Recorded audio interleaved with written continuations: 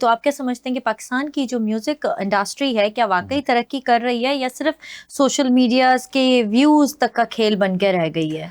नहीं, अब तो म्यूजिक देखें, पहले तो ऐसा होता था कि हर किसी की बस की बात नहीं होती थी, हर कोई ना गा सकता था ना। अगर गाने का शौक भी होता था तो उसको पीटीवी अगर जा रहा है कहीं, रेडियो जा रहा है, तो महीनों सालों वो बाहर खड़ा रहता था, अपने को उसको मौका मिले फिर वो प्रूव करता था। अब आज के दौर में तो सबके पास मौका है। आपके पास मोबाइल है, आपके पास सोशल मीडिया अकाउंट्स है, आपके पास मौका है, आप उसको ज़ाया नहीं करें। तो आज के पहले लोग कहते थे कि पहले के दौर में म्यूजिक हिट करना ज़्यादा मुश्किल था। पहले के दौर में हिट करना मुश्किल नहीं था, जो आ जाता था हिट हो जाता था, क्योंकि आपके पास इतनी ज़्यादा चॉइसेस नहीं होती थी, कंपटीशन इतना नहीं था। अब तो पहले अगर एक महीने में 2 एल्बम आते थे, अब तो 2000 गाने आ रहे हैं। उसमें जगह बनाना ज़्यादा मुश्किल है। अब हर कोई ऑडियो कर सकता है, हर कोई वीडियो कर सकता है। तो लेकिन सिर्फ फ़र्क क्या होता है कि जो बंदा सीख कर एक्सपीरियंस के साथ काम करता है वो काम बताता है कि मैं प्रोफेशनल हूँ और एक्सपीरियंसड हूँ। और जो चाहता है कि मैं बस रात में ठकटक मैंने एआई से म्यूज़िक बनाया और एआई से शायरी, अब तो सब कुछ एआई कर रहा है ना। बिल्कुल। अब मैं एआई भी पढ़ाता हूँ, मैं एआई मास्टर्स को पढ़ाता हूँ, तो एआई पे मैं आपको पूरी बताऊंगा कि बेसिकली एआई हम समझते क्या है वो है नहीं, और एक्चुअल है एआई होती क्या है वो। उसको अगर हम उस एआई को एआई समझ के करेंगे तो वो आपका टूल है, और अगर आप उसको वो जो बेसिक नॉलेज से हट के एआई है वो समझेंगे तो फिर आप डिपेंडेंट हो जाएंगे। फिर आप खुद मुख्तार नहीं होंगे कि अपनी चीज़ों को अपनी मर्जी से कर सकें। तो एआई से शायरी करवाएं, एआई से म्यूजिक बनवाएं, एआई से वीडियो बनवाएं, तो फिर आप कहाँ गए? बिल्कुल ठीक ऐसे ही है। अब देखें कुदरत की सितमदरफी इतनी, जब पहले कोई आपका अच्छा फोटोग्राफ आता था ना, आप सबको दिखाते तो लोग कहते थे क्या फोटो है बहुत। अब अगर आज कोई अच्छा फोटो आ जाए तो लोग क्या कहते हैं, एआई है ना। हाँ, बुराई बुराई होगा ना, अच्छा बहुत अच्छा आया है तो एआई है, भले आपने ही खींची हुई है। नहीं नहीं नहीं, एआई है। अच्छा रैंडम आया है खराब सा फोटो, यार ये अच्छा खींचा है। क्या हो गया, अब अच्छे की बुराई नहीं हो रही, बुराई हो रही है, अब बुरे की तारीफ हो रही है। बिल्कुल। क्योंकि अब उसको लोगों ने समझ लिया कि ये अच्छा काम जो हो रहा है आसान है। तो जो काम आसान हो जाता है उसकी वर्थ खत्म हो जाती है। ऐसा ही है। जब जो फ्रूट जिस इलाके में पैदा होता है मिलता है तो वहाँ उसकी वर्थ नहीं होती जितने भी खाओ। लेकिन आप बाहर जाके पूछें, एक ही काम मिलता है। मैं अभी जापान होकर आया हूँ, हमारे यहाँ एक तरबूज जो है वो 200-400 का मिल जाता है, वहाँ 20,000 रुपए का एक तरबूज होता है, 20,000 का। एक आम 2,000-2,500 का एक आम होता है। वहाँ में हम ग्रॉसरी जाते रहे, कभी कभी दिल चाहता था। अभी मैंने 1 महीने का टूर था, तो प्याज हम कितने आराम से यहाँ से ले लेते हैं, वहाँ 2,500 रुपए की 4 प्याज मिलती है, 100 रुपए की एक बड़ी हरी मिर्च। मतलब वो उनके लिए इतनी इंपॉर्टेंट, हमारे लिए इंपॉर्टेंट नहीं, हम तो जाके 20 रुपए की हरी मिर्च ले आते हैं जी। तो इसी तरह एआई इतनी आसान, लोग समझते हैं कि कॉमन हो गई, आसान हो गई तो वर्थ खत्म हो गई, भले कितनी भी अच्छी वीडियो हो। अब बल्कि ज्यादा अच्छी वीडियो होगी तो लोग कहेंगे ये इतनी अच्छी वीडियो तो बना ही नहीं सकता, ये एआई है। तो हाँ आप पूछिए। तो इसी तरह से मैं यही पूछना चाह रही थी कि जब आपने एआई का मौजू निकाला ही है तो क्या ये म्यूजिक डायरेक्टर्स और कंपोजर्स के लिए खतरा नहीं बनी? नहीं, खतरा बिल्कुल नहीं बनी। आप ये देखिए कि जब कैलकुलेटर इजाद हुआ था तो सब लोगों ने कहा था अब मैथ का काम खत्म हो गया, मैथ का टीचर कहें कैलकुलेटर संभालेगा। लेकिन उसके बाद क्या खत्म हुआ काम? जब गाड़ियां इजाद हुई तो लोगों ने कहा इंसानों की जरूरत खत्म हो गई, गाड़ियां जगह ले लेंगी, क्या खत्म हुई? और शोबे बढ़ गए। बिल्कुल। मैकेनिकल आ गया, इलेक्ट्रिशियन आ गया, इंजन का काम अलग आ गया, एसी का काम, और लोग बढ़ गए। तो एआई उन लोगों के लिए प्रॉब्लम करती है कि जो अपने आप को नई टेक्नोलॉजी के साथ मर्ज नहीं करेंगे। एआई का मकसद क्या है? एआई का पहले तो मैं आपको एक बेसिक एक उसकी डेफिनेशन बता दूं कि एआई होती क्या है। एआई हम बचपन से यूज कर रहे हैं। कैलकुलेटर जो था वो भी एआई था, हमारा फोन टेलीफोन एआई है, हमारी वॉच एआई है, अलार्म लगाते हैं हम खुद ब खुद बच जाता है अपने टाइम पे, वो भी एआई है। अब एआई होती क्या है? एआई चलती है इंफॉर्मेशन पे और नॉलेज पे। आपको मिसाल के तौर पे मेरा कोई दोस्त आता है तो मैं अपने वर्कर को बोलता हूँ यार नीचे जाओ, मेरा दोस्त होगा उसको लेकर आ जाओ, तो वो क्या सही बंदे को लाएगा? वो नीचे जाएगा, उसको पता ही नहीं हो किसको, पता नहीं गलत को भी लाए। जब मैं उसको इन्फॉर्मेशन दूंगा, मैं बोलूंगा एक शख्स आएगा, वो लाल शर्ट पहना हुआ होगा, ब्लैक शूज होंगे, हाथ में मोबाइल होगा, दाढ़ी होगी, बाल ऐसे होंगे, तो फिर वो 100% उसी को लेकर आएगा, पूरी इन्फॉर्मेशन उसके पास कंप्लीट होगी। तो एआई को जो इन्फॉर्मेशन दी हुई है उसी इन्फॉर्मेशन के थ्रू वो काम करता है। अब हमने एक बंदे ने लिरिक्स लिखा है कि मुझे एक अच्छा सा गाना लिख दो, प्रॉम्प्ट असर डाला, गाना लिख कर आ गया। अब अगर उस शख्स को शायरी का, काफिये का, रदीफ का, वजन का पता ही नहीं है तो वो उसमें जो गलती होगी वो तो उसको भी जाने देगा। क्योंकि बाज़ दफ़ा आप एआई पे एक सवाल लिखे, मैंने उसको एक गज़ल लिखी, गज़ल की बोल, उसने कहा हाँ जी ये अल्लामा इकबाल की गज़ल है और ये है, मेरे पास सारे पेड एआई है ना ताकि मुझे एक्चुअल बना। तो मैंने कहा नहीं अल्लाह की तो नहीं, तो फलां शायर की। फिर मैंने उससे पूछा तो फलां शायर की, उसने कहा हाँ जी मुझसे गलती हो गई थी, ये फलां शायर की। तो उनसे भी बहुत सारी गलतियां हो जाती हैं, इन्फॉर्मेशन नहीं होती। तो जब वो शायरी आपको लिखी हुई मिलेगी, अगर आपको शायरी का ज़ौक नहीं है, सेंस नहीं है, मालूमात नहीं है, तो आप गलत उर्दू भी जाने देंगे। हाँ। फिर उसके बाद आप म्यूजिक बनेगा, म्यूजिक में एआई ने अपनी मर्जी से कोई गलत कॉर्ड लगाया है, कोई गलत कोई चीज़ हुई जो आपको पता नहीं, तो आप फिर उसको भी जाने देंगे। तो फिर वो क्या होगा, फिनिश काम नहीं होगा। फिनिश होता, हम जब कोई भी शायर शायरी लिखता है तो वो तसी कराता है ना, एक अच्छे शायर से बुक लिखते हैं तो वो तसी कराते हैं। वो तसी क्या होती है, वही तो होती है जो छोटे मोटे एरर्स हों वो फिक्स हो जाएं, गलतियां निकल जाएं और एक गलतियों से मुबर्रा एक चीज़ आ जाए। तो एआई के जो मोहताज होंगे वो एक हद तक ही रहेंगे, एक हद तक आगे जाएंगे, उसके बाद फिर वो डाउन हो जाएंगे। लेकिन जो शख्स म्यूजिक समझता है, म्यूजिक समझते हुए अगर वो एआई को अडॉप्ट कर रहा है, तो फिर उसमें क्या होगा कि वो उस एआई को ज़्यादा अच्छे तरीके से यूज़ कर सकेगा। हम सिर्फ एआई से गाना बनाते हैं, गाना बना हम लेकर आ गए, अब उसमें आप चेंजेस कैसे करेंगे जब तक आपको रिकॉर्डिंग नहीं आएगी। हम अगर एआई से गाना बनवाएंगे फॉर एग्जांपल, तो हम उसकी ट्रैकिंग करेंगे, सारे ट्रैक अलग अलग करेंगे, जो चीज़ अच्छी है उसको हटाएंगे, जो चीज़ बुरी लग रही है उसको हटाएंगे, जो अच्छी है उसको एनहेंस करेंगे, कोई अपनी पास से चीज़ डालेंगे, सिंगर को गवाएंगे, सॉफ्टवेयर पे मिक्सिंग करेंगे, मास्टरिंग करेंगे, साउंड डिजाइनिंग करेंगे, फिर उस गाने को निकालेंगे। एक उस गाने में जिस पे इतनी मेहनत हुई है और एक बने बनाए गाने में कितना फ़र्क होगा, जाहिर है वो बहुत तो फिर फर्क होगा। हाँ, काम बता देता है आपका कि कितने स्टेजेस से आपका काम गुजरा है। अभी आज के दौर में आप जब आप जाते हैं रेडीमेड कोई सा भी सूट खरीद के ला सकते हैं, लेकिन जब आपके घर में कोई तकरीब होती है बड़ी, आप कभी भी रेडीमेड नहीं खरीदेंगे, आप उसको टेलर से अपने साइज के मुताबिक बनवाएंगे। बिल्कुल। शादी का सूट हो, मेहंदी हो, बारात हो, सब बनवाएंगे ना। वो रेडीमेड क्यों नहीं लेंगे, क्योंकि रेडीमेड आपको पता है चलता फिरता कहाँ। हाँ। लेकिन ये जो है ये मेरा सवेनियर है, ये मेरी मेमोरी है, आगे जाएगी, तो उसके लिए आप मेहनत करेंगे, कपड़ा खरीदेंगे, डिज़ाइन पसंद करेंगे, टेलर को देंगे, फिर जाके उसको नाप भी देंगे, फिर इतनी टाइम गुजरने के बाद जो वो सेल कराएगा तो उसका मुकाबला कोई रेडीमेड नहीं कर सकता। बिल्कुल इसी तरह से है रेयर आजकल होता ये जो वायरल का सीन सारा चल रहा है कि वायरल होना है, चाहे वो टैलेंट आपके पास हो ना हो, लेकिन वायरल की दौड़ अगर हम समझें तो वो ज्यादा है। आपकी क्या राय है इस बारे में? देखें, एक तो वायरल की दौड़ बिल्कुल आप सही कह रही हैं अपनी जगह, लेकिन आपने देखे उसकी एज कम है। जो चीज़ 6 महीने पहले वायरल थी वो आज शायद किसी को याद भी नहीं होती, भूल जाते हैं 6 महीने में। नहीं कि अब पहले और, लेकिन जो आपके पुराने बचपन के गाने सुनेंगे आप, जो सुने होंगे वो गाने आज भी हम अपने दौर में सुनते थे और हमारे फादर भी सुनते थे, और आगे जाने नसर भी उसको रीमिक्स कर रही है। नुसरत अली साहब के गाने सारी दुनिया गा रही है, वो उस दौर में भी हिट थे, कवालियाँ वो आज भी हिट हैं, राहत फ़तेह गा रहा है और जितने भी कवाल गा रहे हैं।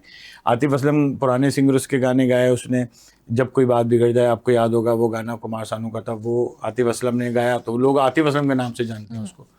तो वायरल जो रील एक्चुअल कंटेंट नहीं होगा ना, उसकी एज बहुत कम होगी। सही। आज वायरल होगा, वो बंदा हिट होगा, मशहूर होगा, अब उसके ऊपर डिपेंड करता है कि उसने एक मुकाम हासिल कर लिया, अब उसको वो सस्टेन करने के लिए मेहनत करे। अगर वो उसकी सस्टेनेबिलिटी पे काम करेगा तो वो रुक जाएगा, वरना वो वॉश होके नेक्स्ट आ जाएगा। तो ये वायरल का इसी तरह से चल रहा होता है। वैसे अगर देखा जाए तो नए फनकारों के को जो मौके नहीं मिलते या वो खुद इंडस्ट्री के मयार पे पूरा नहीं उतरते, हमारे पास नया टैलेंट क्यों नहीं आ रहा इतना ज़्यादा? देखिए मेरे पास, मैं शुरू से मैं न्यू टैलेंट को बहुत प्रमोट करता हूँ। 96 में जब अमजद साबरी के फादर की डेथ हो गई थी तो उनके तुमने क्या कर दिया कवाली करनी थी, उनके सब भाइयों में सिर्फ अमजद साबरी ऐसे कवाल थे कि जो उनको अपने अब्बू की कॉपी करते थे तो उनको बनाया गया। तो उनका सबसे पहला गाना मैंने किया था उनका जाके, उनको सबसे पहला OST भी मैंने करवाया था, चैनल ID मैंने करवाई थी, बहुत सारे काम, वरना वो सब कोई सोच नहीं सकता था कि कोई कव्वाल OST गाएगा या चैनल ID गाएगा। तो उस दौर में तो ये था कि जी आप चांस मिलने का दौर है। आज के दौर में कोई चांस मिलने का तरीका नहीं है, आपके पास मोबाइल है, आपके पास सोशल मीडिया प्लेटफॉर्म है, आप अपना कंटेंट बनाएं, ऑडियो बनाएं, वीडियो बनाएं, डालें, 1 पोस्ट 2 पोस्ट 3 पोस्ट, जिम्मेदारी से मेहनत करके नीश अपनी सेलेक्ट करें, नीश के बाद स्क्रिप्ट लिखें, मुझे क्या बोलना है, एक प्लान करके काम करेंगे ना। लेकिन सर उसकी मैं अगर देखूं तो ड्यूरेबिलिटी इतनी नहीं होती, तो रिलायबिलिटी नहीं होती, तो सस्टेन करने, जब अगर आपका कोई चीज हिट हो गई रैंडम, अब रैंडम हिट हो गई तो फिर आपने उसी रैंडम के मजे नहीं लेने ना, आपने आगे काम करना है। ये एक ऐसी रेस है जिसमें कोई फिनिश लाइन नहीं है। आप ये नहीं समझे कि मेरा आज हिट हो गया तो खत्म, नहीं, दौड़ तो जारी है, आप नेक्स्ट पे काम शुरू करें। अब कहानी सुनो आया था एक गाना, कैसे खरीद, हर शख्स गा रहा था ना कहानी, आज कहाँ है? अभी पिछले साल से तो मैं नहीं सुन रहा कहीं पे भी। अब क्या आगे, जाने तमन्ना आ गया, दूसरा आ गया ना दौड़ में, दूसरा आगे आ गया, वो पीछे रह गया। तो जब आप कोई मुकाम हासिल कर लें तो उस मुकाम के हासिल करने में आपने जितनी मेहनत की है उससे ज्यादा मेहनत आपको उसको कायम रखने में लग जाती है। तो आप उस पर फिर मेहनत करें कि मैंने नेक्स्ट क्या देना है, नेक्स्ट क्या देना है, नेक्स्ट क्या देना है, फिर आप सस्टेन करेंगे। अच्छा, आपने काफ़ी सारा काम किया है, काफ़ी सारी ज़बानों में आपने म्यूज़िक कंपोज़ भी की है, आई थिंक जी, गाए जी, भी बिल्कुल। हैं। तो वो जो कभी-कभी इलाकाई ज़बानों में ख़ास तौर पर हमारी सिंधी, पंजाबी, बलोची और सराइकी मौसीकी को आलमी सतह पर कैसे मुतारिफ़ कराया जा सकता है? भाई अब तो देखें दुनिया पहले तो ग्लोबल विलेज कहते थे कि दुनिया हुँ, अब तो पाम पे आ गई है दुनिया आपकी। हुँ, अब जो सोशल मीडिया का प्लेटफॉर्म है, अब हमारी जो मैं सिंधी कम्युनिटी के साथ सिंधी एक्टर्स को लेके परफॉर्मर्स को डायरेक्टर को लेके मैंने इंटरनेशनली बहुत सारे सीरियल किए। मलेशिया में पूरी सीरियल एक शूट की थी, मैं देश परदेश 12-13 लोगों को लेके गया था। हम बाकी म्यूज़िक मलेशिया में जैसे मैं लेके गया आर्टिस्टों को, वहाँ हमने तो वहाँ हमसे हमें हमारी मुलाकात हुई बहुत सारे लोगों से जो कि सिंधी म्यूज़िक को, सिंधी ड्रामों को वहाँ बड़े शौक से देखते थे, हुँ, पसंद करते थे। इसी तरह मैं अभी जापान होकर आया हूँ, तो मेरे आधे से ज़्यादा कॉन्सर्ट जो मैंने किए हैं वो उसकी ऑडियंस सारी सिंधी थी और वो हुँ, ऐसा एंजॉय कर रही होती म्यूज़िक को। कोरिया में गया तो हमारी सिंधी म्यूज़िक और मुल्कों और सूबों की म्यूज़िक पश्तो म्यूज़िक बहुत फेवरेट है। पंजाबी हुँ, जब हम डांस का सोचते हैं, सराइकी म्यूज़िक पे हम हुँ, जाते हैं, बलोची म्यूज़िक पे हम जाते हैं। तो हमारे यहाँ इन जो म्यूज़िक है इसके इतने पावरफुल कलर्स हैं कि ये हुँ। दुनिया के किसी भी म्यूज़िक को तो अपनी ये जितना आने नहीं डिज़र्व देता। करती हैं, क्या हुँ। उनको उतनी रिकॉग्निशन मिल रही है? काफ़ी सारों को मिल गई है, लेकिन बाकी लोग फिर काम भी तो करें ना। हुँ, क्रिएशन पे ही काम नहीं करें। आज के दौर में सिर्फ़ बनाना, आपने बहुत अच्छा गाना बनाया, बहुत अच्छा ऑडियो वीडियो बनाया, बना के रख लिया, किसने देखा? हुँ, उसको स्प्रेडिंग पे भी आप मेहनत करें ना। पहले सिर्फ़ ये होता था ना कि जी गाना बनाने पे मेहनत कर ली, खुद हिट हो जाता था। हुँ, अब आपने हिट कराना है। आपने उसको पोस्ट भी करना है, उसके लिए हुँ, आपने रील्स भी बनानी है, उसके शॉर्ट्स भी बनाने हैं, लॉन्ग वीडियो भी बनानी है, कंटिन्यू। आप देखें कोई पत्थर अगर होता है ना, उस पे अगर एक कतरा आप गिराते रहें स्लो-स्लो तो वो पत्थर में भी सुराख कर देगा, हुँ, लेकिन आप हुँ। पूरा टैंकर उलट दें, कुछ नहीं होगा। नहीं होगा, तो बिल्कुल। कंटिन्यूटी जो है ना, हुँ, तवातुर के साथ अब आपको जब कोई काम हुँ, करते हैं तो वो असर रखता है। हुँ, अगर हम सिर्फ सिंधी म्यूज़िक की बात करते हैं तो अगर आप देखें सिंधी के अंदर रागों के, हम सिंधी भैरवी से शुरू करें हुँ, और जितने रागों पे जाएँ तो इसमें कितने मूड हैं। सैड पे जाएँ तो सिंधी कितना खूबसूरत सैड होता है, हैप्पी पे जाएँ तो ज़बरदस्त। एकदम बाहर का हुँ, समा, और डांसिंग पे जाएँ तो मोड़ तोड़ तिल्ले राना जमाल हुँ, वो इस सारे म्यूज़िक लें तो कितना पावरफुल म्यूज़िक होता हुँ, है। पंजाब पे हम जाएँ तो कितना ज़बरदस्त भंगड़े से शुरू करते हैं और दौड़ों से शुरू करते हैं। हुँ, पश्तो पे जाएँ तो उसका एक अलग रंग है। बलोची पे जाएँ तो बलोची जब म्यूज़िक बजता है, अल्ले और दाने पे दाना, बरोही और ये हुँ, सब बजता है तो कोई बैठ नहीं सकता, सब बिल्कुल। डांस करने खड़े हो जाते हैं। फिर सराइकी म्यूज़िक पे जाएँ तो उसने सबका एक रंग लिया हुआ है, हुँ, सबका मिक्स रंग के साथ वो जी। बज रहा होता है। तो ये सारे कलर इतने पावरफुल हैं कि अगर हम दुनिया के म्यूज़िक को छोड़ के अपने ट्रेडिशनल म्यूज़िक को लेकर चलें तो हुँ, दुनिया में इनका बहुत पावरफुल इफ़ेक्ट पड़ेगा। बिल्कुल इसी तरह से है। सर, ऑटो ट्यून के बारे में आपका क्या ख़्याल है? आजकल बड़े ट्रेंडिंग में है ये ऑटो ट्यून के। जब कोई गाना रिलीज़ होता है तो पता चलता है कि ऑटो ट्यून है, और जब वो स्टेज पे अगर परफ़ॉर्म किया पता जाता है, चलता है। फिर उसके बाद पता चलती है कि ऑटो ट्यूनिंग कहाँ इस्तेमाल हुई है। तो आप क्या समझते हैं इस ऑटो ट्यूनिंग के बारे में? देखिए ऑटो ट्यून जो है वो अब तो लाइव भी आ गई है, लाइव भी होती है कि अच्छा। आप लाइव गा रहे हैं, पीछे से ट्यूनर लगा दिया तो आप कैसे भी गाएंगे। हम हमारे पास कीबोर्ड होता है, हमने कीबोर्ड पे कॉर्ड रखा, हुँ, अब हम यहाँ से गा रहे हैं तो कैसे भी गाएंगे वो उस कॉर्ड में आएगा। अब ये ओके। लाइव ऑटो ट्यूनिंग होगी। अच्छा। लेकिन ऑटो ट्यूनिंग की किससे हम मिसाल ले सकते हैं? एक शख्स की आवाज़ बहुत अच्छी है, हुँ, शक्ल भी बहुत अच्छी है, परफॉर्म भी अच्छा करता है, लेकिन कहीं कहीं सुर ड्रॉप कर जाता है। हुँ, वो क्वालिटी, अब हुँ, 4 अच्छाइयाँ हैं तो एक बुराई भी है ना, तो वो ऑटो ट्यून वहाँ काम आ जाता है। हुँ, इसी तरह जैसे कि बहुत सारे सिंगर हैं जिनकी आवाज़ भी बहुत अच्छी है, गाते भी बहुत अच्छे हैं, हुँ, लेकिन जब वो बोलते हैं तो पता चलता है तो बिल्कुल लग ही हुँ, नहीं रही, हुँ, पर्सनैलिटी चेंज हो जाती है ना। हुँ, तो ऑटो ट्यून उस सिंगिंग पर्सनैलिटी को मैच्योर करने का नाम है। हुँ। आज के दौर में अगर आपने कहीं जाना होता है तो आप पता पूछते हुए जाती हैं या किस तरीके से जाती हैं? ज़ाहिर है, हाँ, आप पूरी। पहले तो किसी से पूछेंगे जी, या फिर क्या लगाएँगे आप गूगल पे? Google map. मैप लगा दिया। मैप लगा दिया, हुँ, उसके बाद आप किसी से पूछेंगी? नहीं। आप मैप से डायरेक्ट पहुँच जाएँगी। हुँ, तो ये भी तो ऑटो रास्ता बता रहा है ना, हुँ, तो ऑटो ट्यून भी क्या करता है, आपको उस स्केल पे ही रखता है। हुँ, स्केल से आउट नहीं करता। हुँ। अब हर टेक्नोलॉजी के 2 पहलू तरीके होते होते हैं। हैं, हाँ, कि हुँ, आप उसको नेगेटिव पे भी यूज़ कर सकते हैं और अच्छाई के लिए भी यूज़ कर सकते हैं। उसी बिल्कुल। इंटरनेट को आप पॉजिटिविटी के लिए, स्किल सीखने के लिए, बच्चों के लिए और दूसरे काम के लिए यूज़ कर सकते हैं। उसी पे आप चाहें तो आप टाइम बर्बाद करके रील्स देख के हुँ, बर्बाद कर रहे हैं। हुँ, तो अगर आप ऑटो ट्यून को सही तरीके से यूज़ करें तो फिर उसका फ़ायदा होगा आपको, हुँ, और अगर आप उसको गलत तरीके से यूज़ करेंगे तो फिर वो कॉमेडी टाइप लग रहा होता है। मेरे पास बहुत सारे आते हैं लड़के कि सर हमें गाना गाना है। जब मैं सुनता हूँ तो गाने से उनका दूर तक वास्ता नहीं होता। तो फिर मैं कहता हूँ यार बेटा 2 रास्ते हैं, या तो गाना सीख लो हुँ, या फिर गाना बनवा लो। ओके, गाना गा नहीं सकते तुम। तो सही। बनवाना कैसे होता है? वो कहते हैं सर फिर हमें बनवा दे। तो हुँ, फिर हम कहते हैं गाओ, खड़े होकर उसको गवा देते हैं। हुँ, जब वो गाना गा देता है तो पहले तो हम ऐसा किया करते थे कि दूसरे एक सिंगर को बुलाते थे हुँ, और उसको सुनाते थे कि इसकी आवाज़ सुनो, इससे आवाज़ मिला के मिमिक्री करके अब तुम गा दो। फिर वो गा देता था। अब उस सिंगर ने जो अगर 100 अल्फाज गाए हैं तो 10 तो सही होते हैं ना, हुँ, तो 10 सही हम उसी सिंगर के रखते थे और 90 उसके लगाते थे, तो उसको भी फील नहीं होता था। हाँ। अरे तो मैंने इतना अच्छा गा दिया। ओह, अब दौर चेंज हो गया, अब तो एआई है ना। हाँ, हम तो बोला exactly. आपकी बातें रिकॉर्ड करके और बातें रिकॉर्ड करने के बाद मैं उसके आपका सिंगिंग बना दूंगा, आपको फील भी नहीं होगा कि मैं नहीं गा रही। वो आजकल तो चल रही हैं, काफी ऐसे सॉन्ग्स चल रहे हैं ट्रेंडिंग पे कि जब आप बात भी कर रहे हैं या मुख्तलिफ गानों से जो है वो अल्फाज चुन के वो एक गाना बना दिया, तो एआई ने तो वाकई बहुत कमाल कर दिया है। सर इसी के साथ मैं चाहूंगी कि अगर ऑटो ट्यून के बगैर आप कुछ सुना दें। जी बिल्कुल। जब हम कीबोर्ड होता है, इक्विपमेंट होता है, तो फिर उसके साथ गाते हैं। तो सिंगर को गवाने में जो कंपोजर को तो ज़्यादा मज़ा आता है, लेकिन मैंने रेडियो भी बहुत अरसे किया है। रेडियो तो वहाँ रेडियो की जो एक ट्रेनिंग होती है, आपको पता है वो बड़ी डिफरेंट होती है, क्योंकि उस पर कोई शक्ल नहीं है, कोई तस्वीर नहीं है, कोई बैकग्राउंड नहीं है, कोई ड्रेस कोड नहीं है, आपने आवाज़ से ही सारी चीज़ों को मेंटेन करना होता है।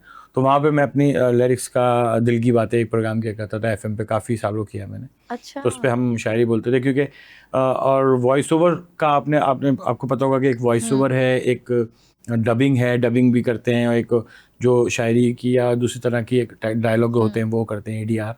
तो उसमें काफ़ी सारे चेंजेस होते हैं। अब रेडियो पे जब हम बैठ के शो करते हैं ना, तो वो उसका टेम्परामेंट अलग होता है। अब रात के 12 बजे हम शो कर रहे हैं, तो फिर हमारा टेम्परामेंट और फिर उस तरह की शायरी हम सुनाते हैं। इस वक्त रात के इन लम्हात में जब आप तमाम दुनिया के कामों से थक कर बैठ जाते हैं, तो यकीनन आपके जहनों में यादों के वो दरीचे खुलने शुरू हो जाते हैं जो शायद आप कहीं पीछे छोड़ आए थे, या जिनको दुनिया की मजबूरियों के हवाले से आपने बंद कर दिया था। तो उन्हीं दरीचों को खोलकर कुछ अल्फाज आपकी नज़र करते हैं कि आवाज़ मुझको मेरे जुनून ने अमल ने दी, आवाज़ मुझको मेरे जुनून ने अमल ने दी, और शायरी मिजाज के रद्दो बदल ने दी।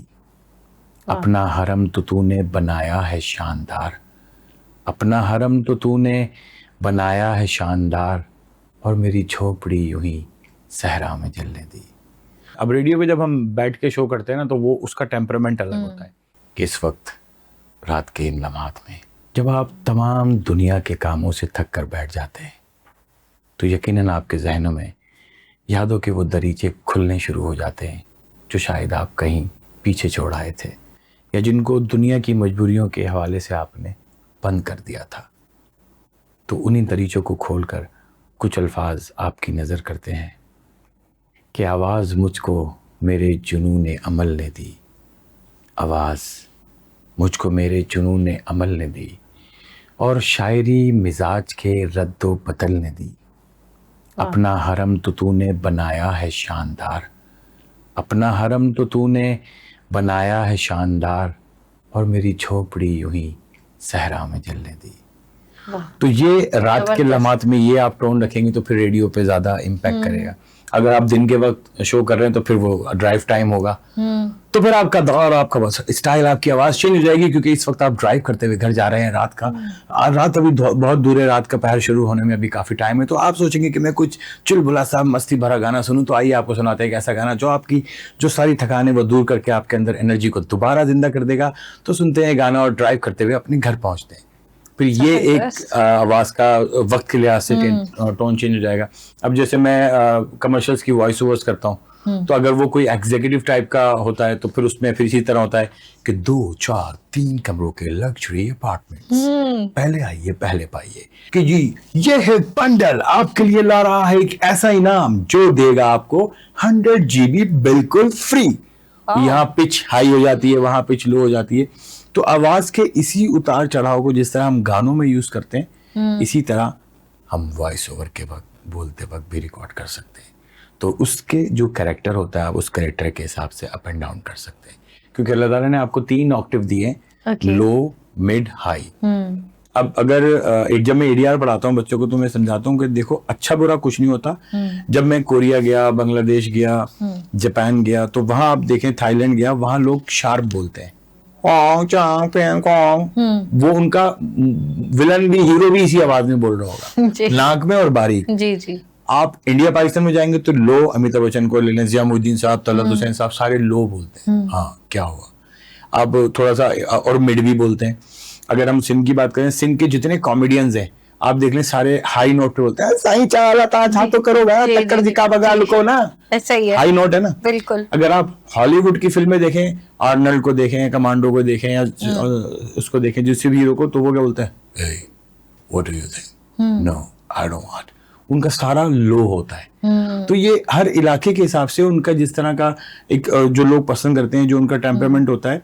कभी भी आप ये नहीं देखेंगे कि कोई विलन है बड़ा डेंजर और उसकी ऐसी एंट्री दिखाई और वो बारीक आवाज में बोल रहा है, उसकी आवाज दिखाएंगे। और इसी तरह हीरो होगा, एक गरजदार आवाज होगी, एक वजनदार आवाज होगी। तो ये जो आवाज के जो टोन्स हैं, एक अच्छा एक्टर, एक अच्छा वॉइस ओवर आर्टिस्ट अपनी ही आवाज को मुख्तलिफ स्टाइल में यूज करके और वो अपनी वैरायटी पैदा कर सकता है। मैंने नेशनल ज्योग्राफिक की फिल्मों की डबिंग की है, जो ये जो होती है बुर्ज खलीफा पे जो बनी है, ये मेरी आवाज में इसकी नैरेटिव चल रही होती है, जो नैरेटिव ये है बुर्ज खलीफा, वो मेरी आवाज में चलता है पूरा। उसके कोई 100 के से ऊपर मैंने डबिंग की है नेशनल ज्योग्राफिक की। BBC से एक प्रोग्राम चलता है टॉप गियर, जिसमें सिर्फ गाड़ियों के बारे में बताते हैं। तो उसमें 4 कैरेक्टर हैं, चार्ल्स है, जेम्स है, वो गाड़ियों के बताते हैं कि ये रोल्स रॉयस है। उसमें भी मैंने बहुत सारे कैरेक्टर्स किए हैं। तो एक ऐसा है, जेलो की एक एपिसोड आई थी, तो उसमें हमारे पास कुछ कैरेक्टर शॉर्ट हो गए, तो उसमें मैंने 12 कैरेक्टर किए थे। 12 मैं जेलर भी बना, मैं कैदी भी बना, मैं, और मैंने स्क्रिप्ट सामने रख के, तो मैं माइक लगा के मैं ऐसे नहीं करता था, पहले एक का बोल दूं, मुझे ये टाइमिंग याद हो जाती थी, तो मैं एक इधर मैं जेलर का बोल रहा हूँ, इधर फौरन में कैदी बन गया, इधर रोने वाला बन गया, इधर गार्ड बन गया। इस तरह मैंने 12 कैरेक्टर किए। अभी एक फिल्म रिलीज हुई थी मीरा की, एजेंट अनीला, उसमें मैंने 8-9 कैरेक्टर्स किए थे, क्योंकि वॉइस ओवर आर्टिस्ट ड्रॉप कर गए थे, प्रोड्यूसर के पास बजट भी थोड़ा सा आगे पीछे हो रहा था, तो मैंने कहा यार टेंशन नहीं लो, टाइम नहीं है, टाइम कम था और आर्टिस्ट शॉर्ट हो गए थे। तो वो फिर मैंने मीरा के साथ किया, और उसके 2-3 जो और एक्टर थे, कासिम गुल पंवर ने की थी वो, तो वो 8-10 कैरेक्टर उसमें किए थे। तो आपकी आवाज में अल्लाह ताला ने दिया सब कुछ है, आपको उसको यूज करना है। मैं यही पूछना चाह रही थी कि इसको किस तरह से हम एनहांस कर सकते हैं, या हम कहें कि अपना ही टैलेंट है ना ये, तो किस तरह से हम पहचान सकते हैं उसको कि मेरे अंदर, मेरी आवाज के अंदर इतनी क्वालिटीज हैं कि मैं उसको किसे एनहांस करूं? उसके कैसे दो से 3 तरीके उसको एनहांस करने के। सबसे पहले तो आप अपनी टोन को पहचाने कि मेरा बेसिक टोन रिकॉर्ड करें बोलते हुए, और सुने हम जो बोल रहे हैं ये हम क्रिटिकल थिंकिंग नहीं कर सकते। जब आप इसको रिकॉर्ड कर लें मोबाइल पे, या आप अपना शो देखती हैं, जैसे कि कभी कभी ऐसा लगता है कि आप हमें ऐसा लगता है कि हम बोलते बोलते टीचर बन जाते हैं ना, लाउड बोलने लगते हैं। ये मेरे साथ मसला। हाँ, तो उसको जब आप सुनती हैं, बोलते वक्त आपको फील नहीं होगा, सुनते वक्त आपको लगेगा यार ये तो मैं ज्यादा लाउड हो गया था या हो गई थी। तो पहले तो अपना एक जॉनरा आप सेलेक्ट कर लें कि यार मैं मिड बोलती हूँ ज्यादा, और लो कम बोलती हूँ, और हाई बोलती हूँ। मिड होता है लो, जैसे मैं बोल रहा हूँ मीडियम, लो नीचे हो गया, और हाई ये हाई हो गया। ये 3 ऑक्टेव है, इसकी रेंज है। तो अब आपने क्या करना है कि जो आप लो वाले आर्टिस्ट हैं उनको सुने, उनकी तरह बोलने की कोशिश करें, तो फिर आपका लो क्लियर होता जाएगा। लो का क्या होता है, थ्रो कम होता है, थ्रो कम होता है। और जब आप माइक पे रिकॉर्ड करा के लो बोल रहे हैं तो आप माइक के करीब होते हैं, ताकि आपके लोज इजी रिकॉर्ड हो। जब आप मिड बोलते में थोड़े से पीछे हो जाते हैं, जब आप हाई बोलते हैं तो फिर बिल्कुल पीछे हो जाते हैं। तो ये माइक इसी तरह से अगर किसी का पिच लो है और उसको हाई करना है, तो वो भी उसको सुनेगा, प्रैक्टिस करेगा, हो जाएगा। ये क्योंकि एक तो जेन्युइन आपका अल्लाह ताला ने बनाया टोन जो है, एक आप क्रिएट करते हैं। हमारे जितने भी आर्टिस्ट जिन्होंने रेडियो में काम किया है शुरू में, आप उनको देख लें, उनकी आवाज कोई सी भी होती थी, लेकिन जब रेडियो पे उनकी ट्रेनिंग होती थी लो में होती थी। आप पुराने आर्टिस्टों को देखेंगे वो सब लो में बोलते हैं। कलर हुसैन साहब, ज़ियामुद्दीन साहब, जितने और हमारे टीवी के आर्टिस्ट हैं, परवेज बशीर हो गए, सुहेल अजहर हो गए, सब आबिद अली हो गए, सब लो में बोलते थे, क्योंकि वहाँ उनकी वो भी टीवी पे रेडियो पे काम कर रहे हैं कई सालों कई दहाइयाँ, तो वो लो ही बुलवाया जाता था। तो लो बोल के उनकी वो लो पे ही ट्यूनिंग हो जाती थी। जैसे आदत हो जाती है ना आपको, किसी चीज को आदत हो जाती थी, तो पुराने आर्टिस्ट आपको सब लो में मिलेंगे। इसीलिए हम वॉइस ओवर कराते थे तो पुराने आर्टिस्टों को लेते थे। अब आज के दौर में फास्ट दौर है, तो अब टाइम होता है कि जो नॉर्मल आर्टिस्ट काम कर रहे हैं बहुत सारे, वो लो में भी कर लेते हैं, मिड में भी, जैसा काम होता है वैसी टोन हो जाती है। वैसी टोन हो जाती है।